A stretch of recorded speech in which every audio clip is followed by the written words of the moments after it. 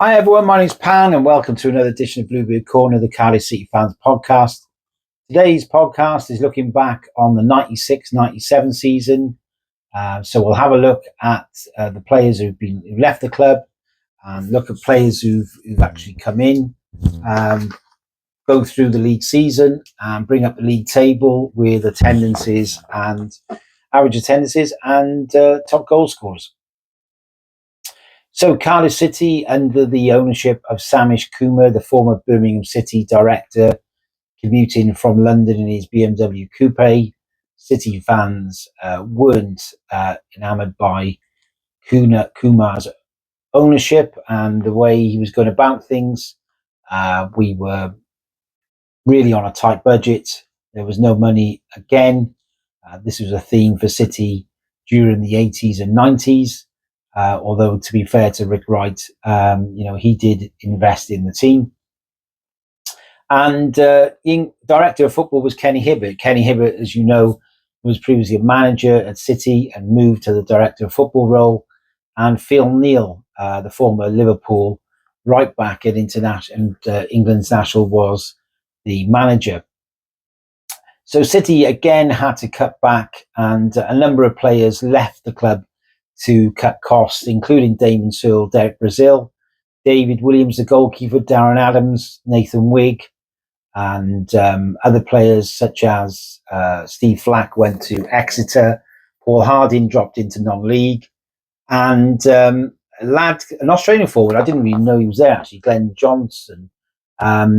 He didn't actually make an appearance, I don't think, with City, but anyway, he decided to pursue a career in something else and move back to Sydney. Well, the incomings, again, as I said, we were really scrambling around for free transfers out of contract players and loans. Tony Elliott, the keeper, came in. He is actually now the assistant goalkeeping coach at the Birmingham City Ladies. Also, Jeff Eckhart, he was a fan's favourite, the defender. He made over 100 appearances for City.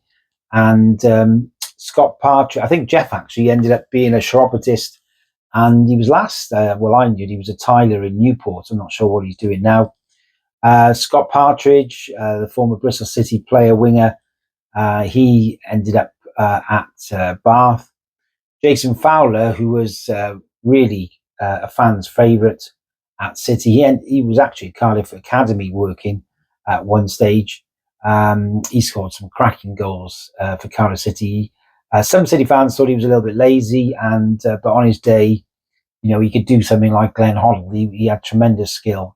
So one or two of his goals were absolutely top quality. I think there was a couple of chips, as I remember. Steve White, the striker, he scored 17 goals in about 40 odd appearances for City. Pretty good return there, Steve White, and he ended up being director of football at Southampton.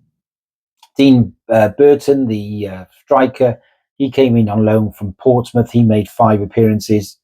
Craig Middleton, the midfielder, he made a number of appearances for City in the midfield. And Mickey Bennett, the winger, who ended up being, I think he made about 30 odd appearances. He ended up being working for the PFA, dealing with well-being of players. He suffered a lot from depression after he retired, so he's working for the PFA, doing a really good job. So you can see there the players we brought in. Sorry, I forgot about Jimmy Rollo. He also came in and I think, again, made about 30 odd appearances, the midfielder.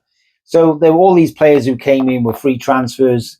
There was no money spare or, to actually invest in the team. So it was really going to be a difficult season, and City fans were pretty downbeat before it even started. So City started with a draw at Scarborough and beat Brighton with Jeff Eckhart drew with Brighton with Jeff Eckhart scoring. City then lose at Wigan and beat Cambridge 2-0 with Steve White getting both goals. White scores both goals again in a 2-1 win over Exeter at home, and City are now in 5th position. The Bluebirds only win one of their next 5 games, though, and end up being in 15th place. City then went 3 on the trot without conceding a goal, and Dale gets 3 in 3 games. Cardiff now are back in the top 7, and at this point, Phil Neal resigns and decides to join Steve Coppell at Man City as assistant manager. So City move quickly, and Hibbert is asked again to manage, and he brings in Russell Osman as his assistant. Now Cardiff remain unbeaten in their next 3 league games until losing at home to Fulham 2-1, with White scoring again in front of just over 6,000 fans. The Bluebirds team win their next 3 and now are back up to 5th in December. The City lose at home to the Jacks 3-1 in front of a shockingly poor crowd of 3,700. And City win 2 on the trot then, including a Boxing Day win against Torquay, with Burton getting both goals, actually. City then lose their next 3 and drop down from 7th to 13th, losing Carl Dale at this time cost us big time, really. You know, we were really struggling. But Simon Howarth, the young Welsh striker, was a decent replacement, and in the next two of the 3 games, he actually gets three goals.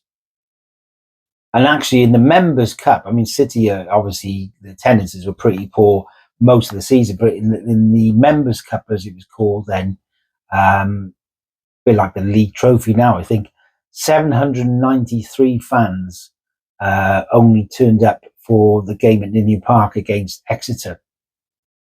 And some will tell me if I'm wrong or not.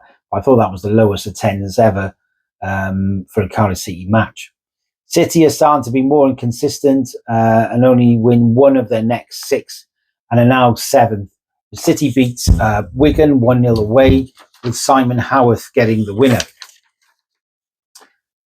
And he scores again, and 3 draws and a win in our next 4 put us in 5th position. The City only win 1 of the last 4 league games to end the season in 7th place. City actually needed a draw at Darlington to secure a playoff spot, but even though they didn't get anything from the game, luckily results elsewhere went their way, so they just creeped into the playoffs. Now, City ended up playing Northampton. It's a 2-legged game. We lost the home leg 1-0 in front of a very good crowd of 11,000 plus, but then lost away 3-2 to end up staying in Division 3. Yeah, so it was a really disappointing end of the season. Sorry, my microphone cut out there, so just charging it. So yeah, I just wanted to bring up the league table for you to have a good look at, so you can see where City finished in 7th spot. You can see some of the other teams in there as well. And just scraping into the playoffs. So you could say, under the circumstances, bearing in mind we had limited resources, scraping around the barrel really for players in. We did pretty well. But it would be really good to hear your thoughts about that season. Simon Howarth was top goal scorer with 13 goals. Carl Dale chipped in with 9. Jeff Eckard got 8. And Fowler came in with 5 goals. And City averaged 3,594 fans, which is only 150 more than the previous season. And when we finished 90th out of 92 clubs in the Football League, we were nearly going out to the league. As you remember, luckily Torquay finished a lot worse than us and finished bottom. But yeah, that was a horrendous season. But to only have 150 more fans, bearing in mind we were in the playoffs, was disappointing. But yeah, it'd be good to hear your thoughts. What did you think of the ownership at that time? Samish Kumar, what were your views? What were your views of managers and director of footballs, as they were, Kenny Hibbert, Phil Neal and Russell Osman? And were there any particular big memories from that season? Fowler was a very good player on his day. Were there any particular goals that you remember? So it'd be really good to hear your comments, anything at all that you can remember for that season. It would be great to hear from you. Good luck to Cardiff City tonight against Burnley.